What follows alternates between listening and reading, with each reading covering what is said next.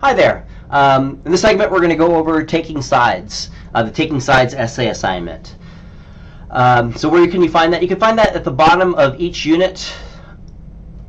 So right there, taking sides essay. You can also find it in the course website, the essays. Click here, you'll find it. Just take a look at that for yourself. Or you can go to this handy dandy link right here under exams and assignments. So you can click there. So let's click here because it's all in one spot for your convenience. So in each of these, they all work the same.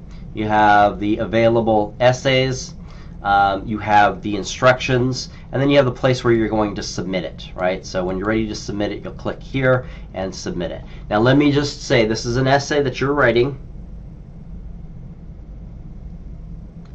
Please don't plagiarize. It's so easy to detect. And as you read in the syllabus, if you haven't read this already, the result of plagiarism, if you choose to plagiarize, is an automatic F for the semester, and your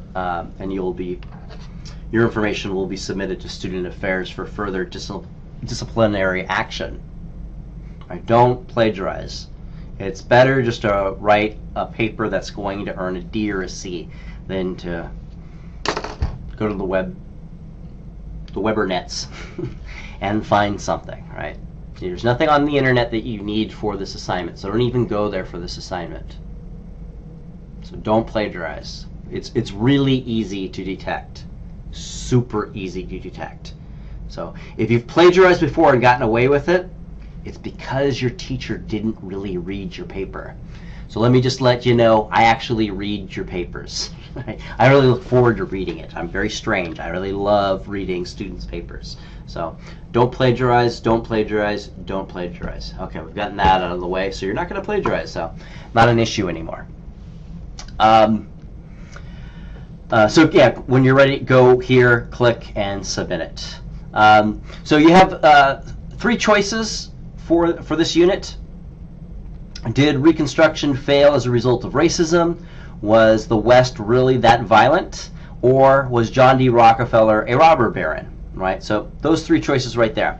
So by this Friday, which is, let me look at my, the 24th, you need to email me, robertkennedyhistoryteacher@gmail.com, and let me know which one you're going to approach. So go through these, give it some thought, and make a decision, and email me. So that way you know, and I know that you're beginning to think about this. Remember, the key to success is never to procrastinate. Don't procrastinate. And so the first step is to, well, which is to decide, well, which one am I going to read and write on. Okay, so let's look at one of these essays. We'll just start with the first one right here. So, did Reconstruction fail as a result of racism? This is the historical question that these 2 historians right here, George Frederickson and Heather Richardson, are going to address. Right? Frederickson is going to answer yes, and Richardson is going to answer no. So just keep that in mind as you're reading these. A good way of approaching these as you're reading this is don't think of it as reading, but think of it as having a conversation, right? So what do you think about this, Frederickson? And he's going to explain his informed opinion, his informed analysis of why he thinks it failed as a result of racism, this Reconstruction thing, right? Richardson is going to obviously answer no, right? So you want to constantly ask, well, where are you getting this information? How do you know this information? How are you building your case to come up with this answer? This kind of a thing. So you're in the conversation. Basically, it's a conversation about actual living people who lived on the same planet that we live on right now, who have shared this space, who have gone through really crazy things and saying things, brutal things of history. And these people have given it a lot of thought, and it's worth looking at because a lot of these questions you'll see the relevance of how it touches us today. Guarantee it. You'll see how it's relevant today.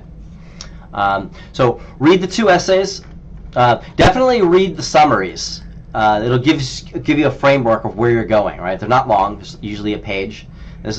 It'll summarize what the historical time period is about.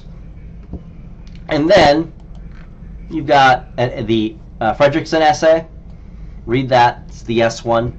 It's about 7 pages. They're usually about 7, no more than 10 pages, and they're small pages, so it's not too big of an assignment to read. If you start early, right? If you start now. If you start 3 weeks from now, this is a terrible assignment, right? This will be very difficult to get through. So don't procrastinate. The key to success is not to procrastinate. And then you have the no essay, right? Same thing. It's about 1, 2, 3, 4, 5, 6, 7, 8, 9 pages. It's a good idea to read what's called the postscript. Kind of goes over the summaries. I would actually read that first. I would read the first part. Read this first, and then scroll down immediately and read the second part, the postscript. And that'll give you a way of contextualizing what are these two historians are going to be talking about. And so when they get into the details of this historical topic, you won't be lost, right? So that's my advice. A lot of students ignore that advice, but you won't, because you're here to succeed. So follow that advice. It's always good to start with the introduction and the conclusion, and that way the trees, the details, make a little bit more sense in the context of the entire forest. Okay, so let's go to the assignment so you understand what it is that you're going to be doing as you're writing this essay. So to get the instructions, just click here. Voila, it opens up. Oops, what's going on here? Hold on a second. All right, there it is. So you have the directions. Choose a historical question from each unit and read the 2 essays within each historical question. That's just kind of what I went over. The yes and no essay, right? See the website, the course website. You can take a look at there, and it gives you an overview. So you can take a look at that on your own. Be sure to email me your selection for this one by this Friday, so within just a few days. So right now, one of the things you want to do as you're getting your feet wet with this course is you want to go through those and see what interests you out of that. Something will interest you. If nothing interests you, then just say that one, right? And you'll find it interesting as you get through the material, I guarantee it. Let's see. So after reading your chosen historical question, the Taking Sides essays, you're going to write a 5 to 7 page essay, double-spaced, 12 font, right?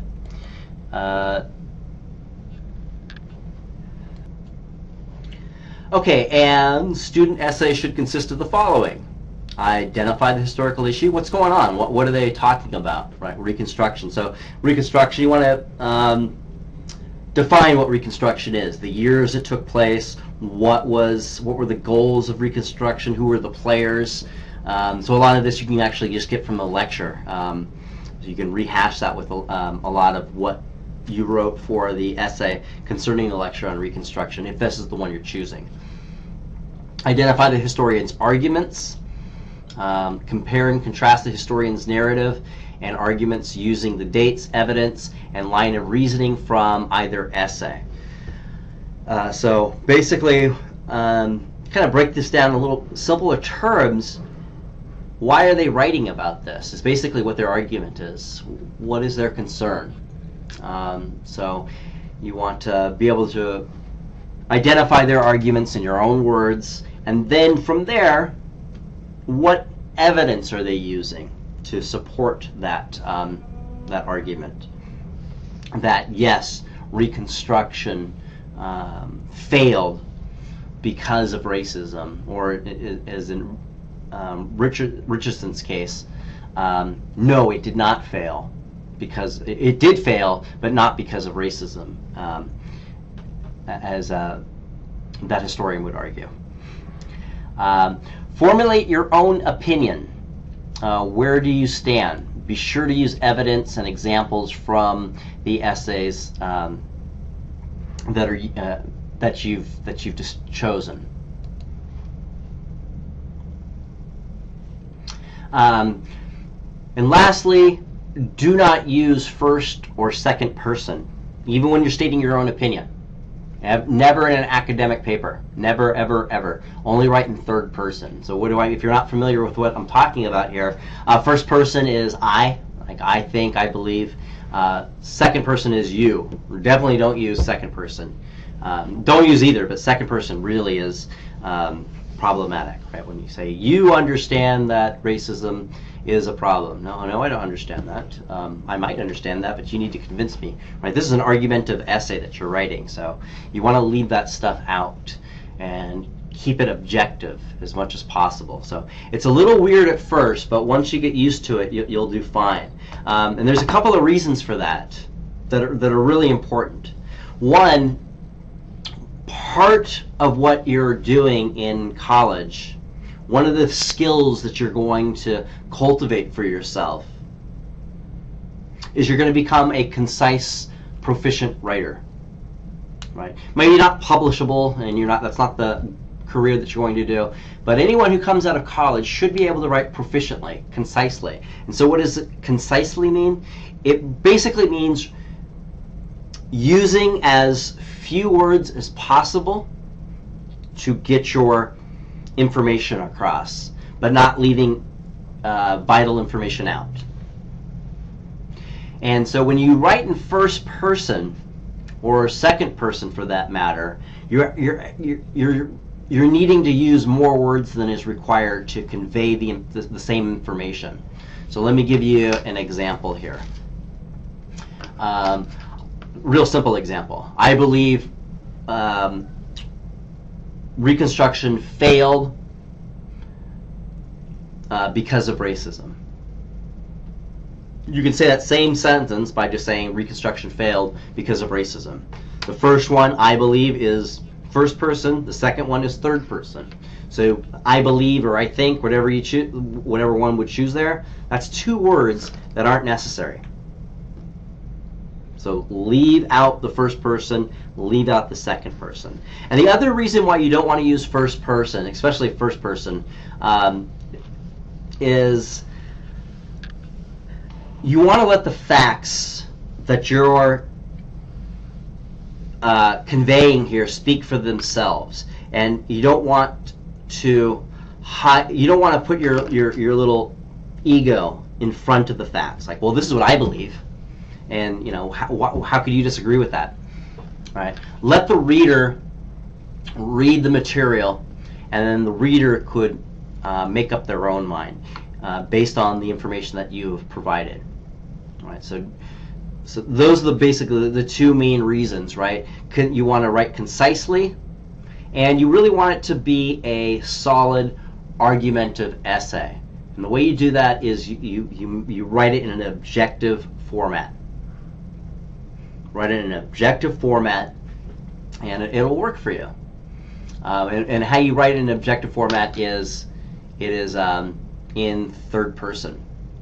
Right? So leave out the I's, leave out the we's, leave out the you's. No I's, we's, and you's in your essay. Only in third person. And you'll notice the rubric below. Part of it is, did you write in third person or not? Feel free to use this workshop that's hyperlinked, this worksheet that is hyperlinked here. Use this; it'll help you. And you don't have to turn this in or anything like that, but it'll just help you as you're reading. So what I would do is print that out, and then as you're reading, you could use that as a basis of your notes. You don't have to, but it gives you kind of a framework of questions. So print it out and take a look at that, and I would utilize that if I were you. I would also have this handy, the rubric. It lets you know what it is that I will be looking for when I'm grading your paper, right? So, did you identify the issue? Below expectations is basically you didn't do it, and exceeded expectations is it was outstanding, right? And then you have a couple of columns in between. So take a look at that, and really try to grade yourself before you even submit it. Were these points all put in here. So here you have historian 1, the yes person, and then you have here historian no, right? So they're basically the same thing, but it's basically a way for me to look to see if you've included the points that are necessary, right? Did not identify the historian's argument or narrative, you get 0 points. And then all the way to exceeding expectations, identify the historian's argument or narrative, outstanding provision of specifics and examples to demonstrate the understanding of the essay. Most notably identified propaganda techniques. And what that means is you were able to identify if they were unfairly biased in their assessment. So same thing with the historian no here. Your stance, right? Failed to take a stance, 0. Student stance on the issue was clear and well supported, backed with ample evidence and examples, right? Spelling and grammar, yes, it does count. So spell check it before, have it proofread, read it a couple times, read it aloud. Read your essay aloud before you turn it in. You'll catch 90% of the errors if you read it aloud. You'll hear that it doesn't make sense. There's words missing, and you'll be able to see if words are misspelt or not. But definitely click spell check. I don't understand why anyone today would submit an essay that has misspelt words in it. In the unit exams, I don't really count that much towards that. So if you misspell words and your grammar is off in the unit exams because it's a time test and it's a window, right? But for this, yes. For this, yes. Historical errors. This is a really easy one to make sure you earn points here, right? Just don't make mistakes. Make sure your dates are all right, that you include the people, the individuals, historical individuals, battles, court dates, whatever the case may be, right? So have that. I would, when you're writing the essay, just have that rubric handy and just go through it. Yep, I did this, I did that, I did that, right? And grade yourself. I would, it's a tool you can use. It's a tool you can use. And the other thing too, for your unit exams, this information you can include in your unit exams. So please do. So please do. Your unit exams, you can include this information, and that would be great. So if I see that you're including it, and even if it's not the one that you chose, so let's throw this here for unit 1 here. Hopefully you can see that. Yeah, you can see. You should be able to see this. Okay, so when you're writing your essay for the unit exam for reconstruction, even if you didn't choose this one for the essay that you're going to write for taking sides, it would be great if you included information to help you, to supplement. Don't just use this. You want to refer to the lecture mainly, but if you include information here, you can do that, right? The West Placer process. If you include information in here, that would read great, right? So you don't have to, but it'd be helpful. It would just demonstrate that you're one of the students that's here to really make a name for yourself, right? Not just here, but in life, right? So use the time that you have available to you to really provide for excellent work. Okay, I think that's it for now on the taking sides. It was, I don't think there's anything else. Do let me know if you have any questions. Email me, and I'll talk to you later.